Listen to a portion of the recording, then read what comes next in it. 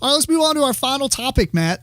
Our final topic is our top 5 favorite cartoons or TV shows while growing up. Yes. So this could be any kind of span that we wanted it to be. We really didn't set any kind of time frame. You know, I think a lot of mine is more teenage or early teens. Not so much like as I was a kid. You know, I didn't put like Woody Woodpecker on here or anything. Even though Woody Woodpecker was awesome. What was the Chili Willy? Yeah, Chili Willy. Oh, he's awesome. Yeah, Chili Willy. Yeah, he should have made it on here actually.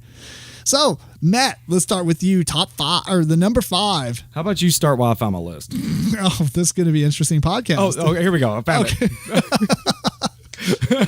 Okay. So, well, the time frame, I think I pretty much went all young, but whatever. That's fine.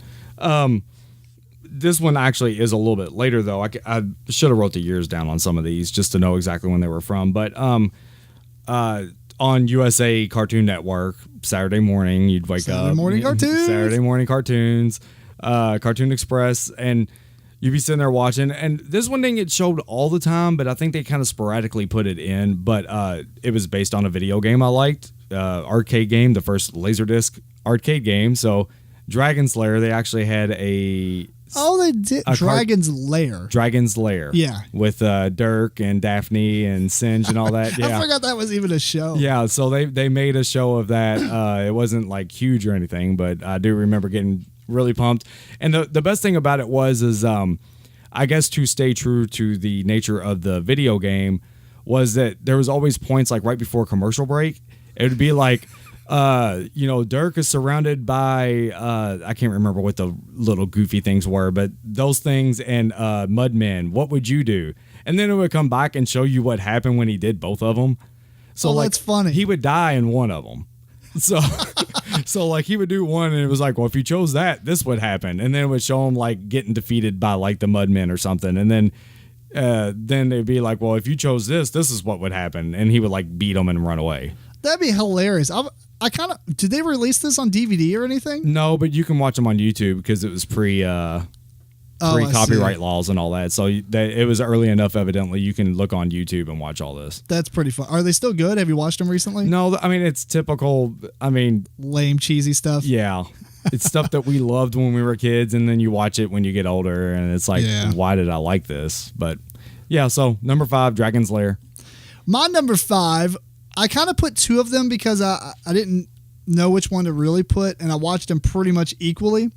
And I was a very Nick at Night type of person, right? Early teens or whatever. I put Dick Van Dyke and the Mary Tyler Moore Show. Okay. Yeah. No, Dick Van Dyke, I didn't watch Mary Tyler Moore as much, but Dick Van Dyke, I liked a lot. Yeah. I thought it was pretty cool. And I'm pretty sure I heard something about Dick Van Dyke where every time he sat on the bed, he had to have one leg on the ground, because it was too risky for him to have both legs in the bed with her at the same time. Oh, just for... when he's talking to her or whatever. Yes. But they also had 2 beds anyway. So they had to have 2 separate beds. My, how TV has changed.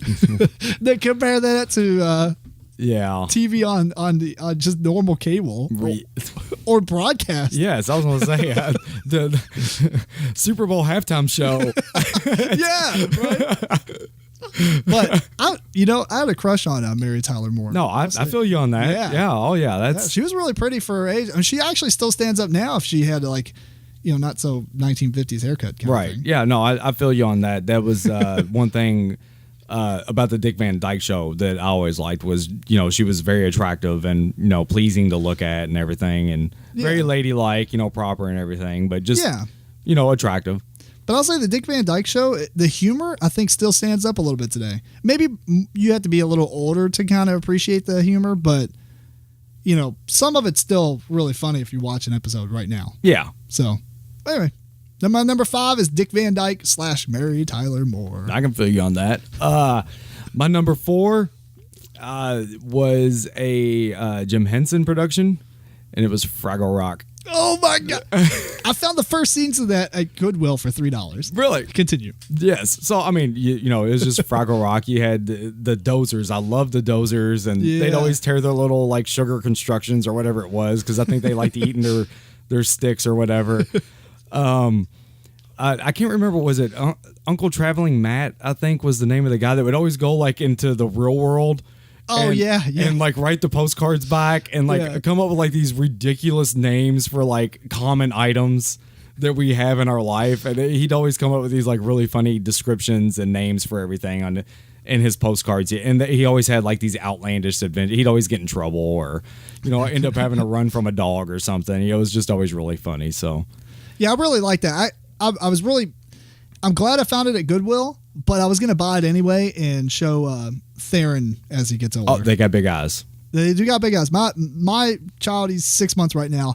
He really likes to see really big eyes, which going back to being meta about this episode, the kitty paw game on the box, it has really big eyes. And I was like, meow, meow, meow. And I show him the box and he'll just freak out. He's like, yeah. He's like shaking and stuff. It's like his eyes are really big. He really likes big eyes. He'll like Fraggle Rock then. Yeah, so. I should show him that now.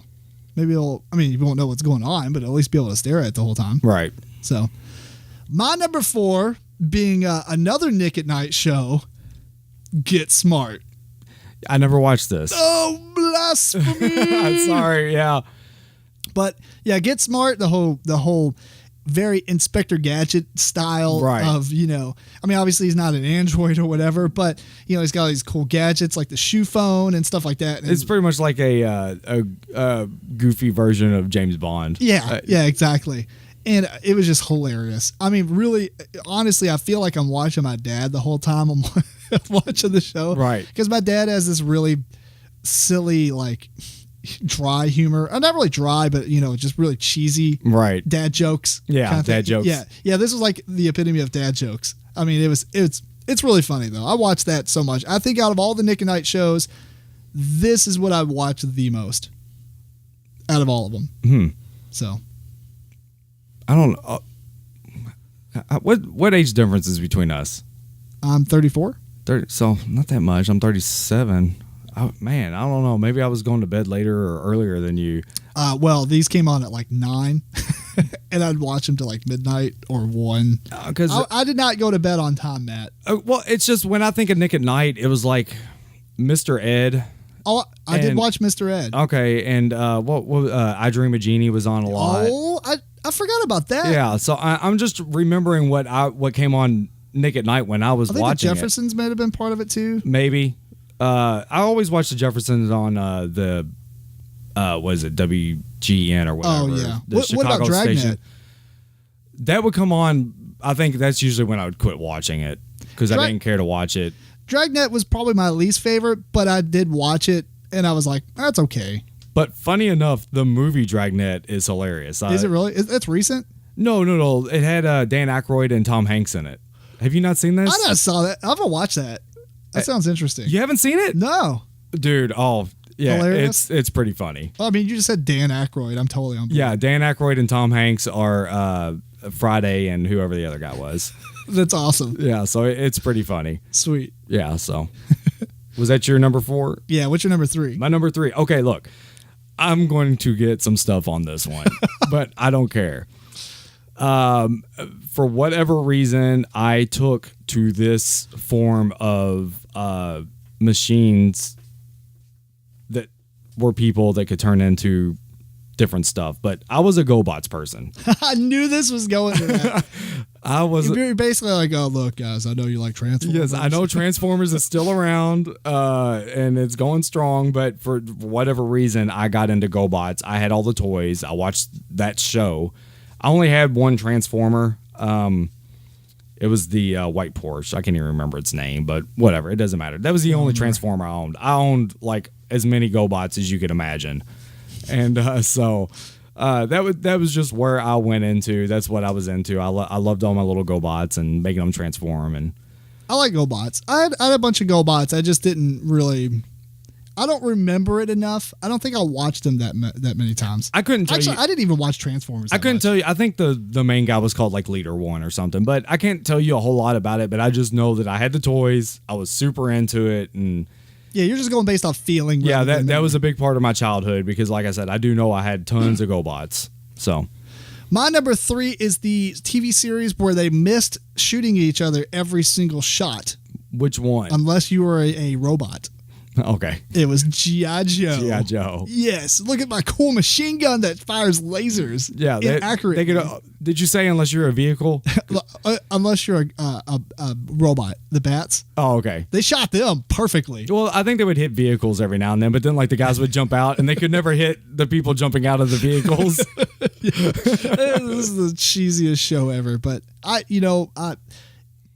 it's kind of weird to put this on here because I feel like I like the action figures far more than the actual TV show, the cartoons and stuff. Right. But we did watch it all the time. Exactly. I just feel like that probably was one of those shows where they're kind of terrible probably now. Mm-hmm. But man, I had so much fun with the action figures. Oh, That's crazy. So yeah, I mean, there was a lot. I had all the vehicles, and I still have a lot of my G.I. Joes now.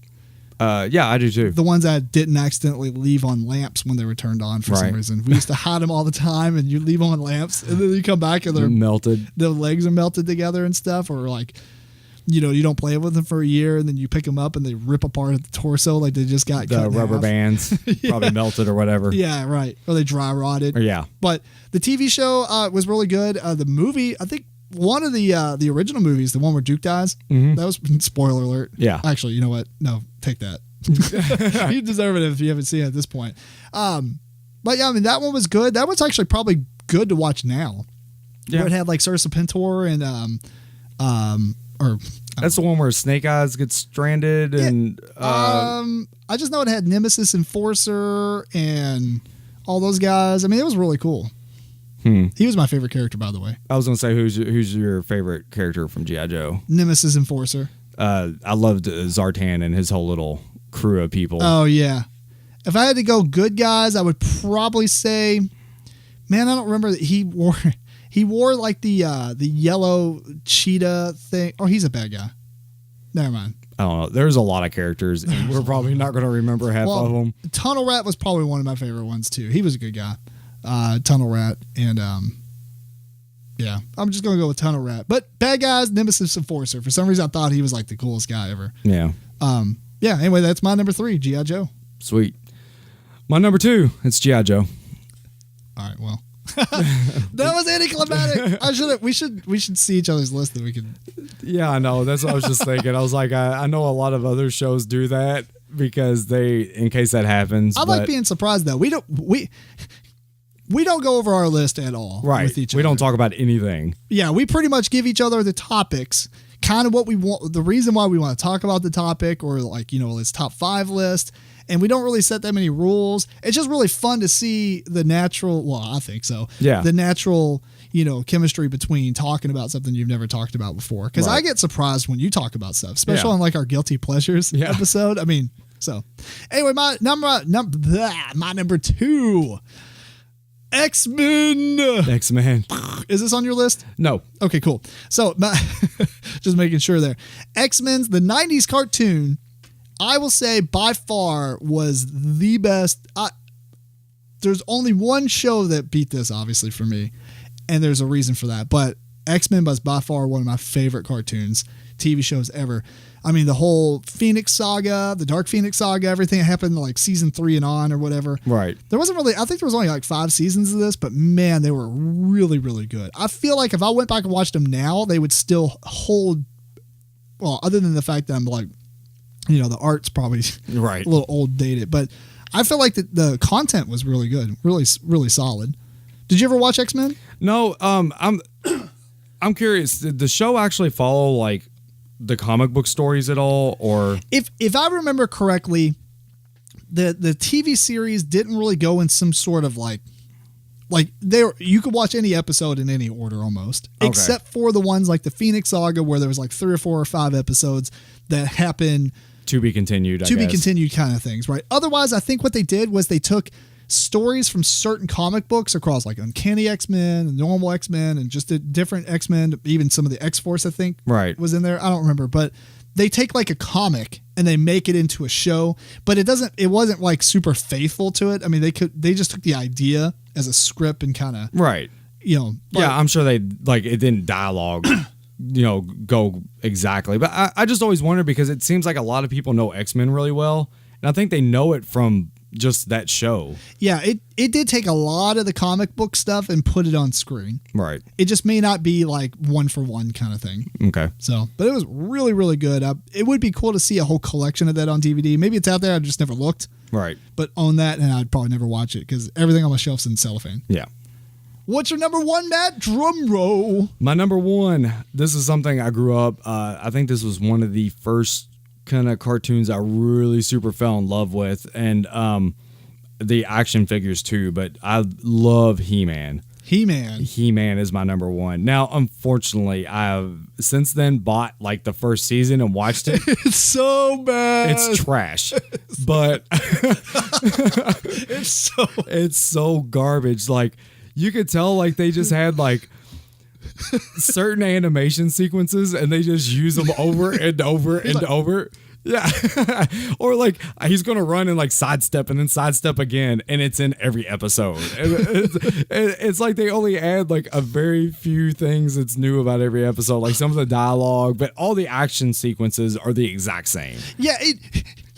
Not to butt in, but I remembered something about G.I.Joe that He-Man I think did a little bit. G.I.Joe did it far worse.